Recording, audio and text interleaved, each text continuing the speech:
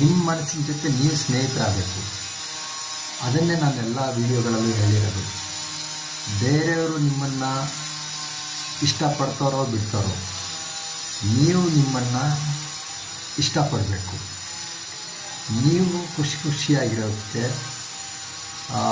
ಹೊರಗಡೆ ಯಾವ ವ್ಯಕ್ತಿ ಇಲ್ಲ ವಸ್ತು ಇಲ್ಲ ಪರಿಸ್ಥಿತಿ ಕಾರಣ ಆಗಿರಬಾರ್ದು.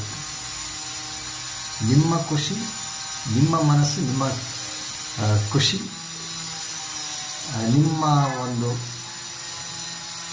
ಏನಂತೀರ ನೀವು ಗಮನ ಕೊಟ್ಟು ನೋಡಿದರೆ ಎಲ್ಲರೂ ಬರ್ತಾರೆ, ಒಂದಷ್ಟು ದಿನ ನಮ್ಮ ಜೊತೆ ಇರ್ತಾರೆ. ಆಮೇಲೆ ಅವರು ಕೆಲಸ ಏನಿದೆ ಅದಕ್ಕೆ ಅವರು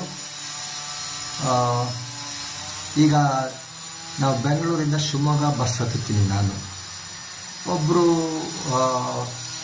ಬೆಂಗಳೂರಿಂದ ಜೊತೆಗೆ ಬರ್ತಾರೆ, ಅವರು ತುಮಕೂರು ಇಳ್ಕೊಬೇಕು. ನಾನು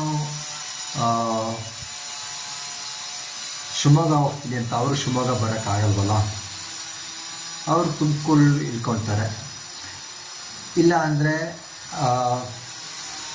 ನಾನು ಶಿವಮೊಗ್ಗ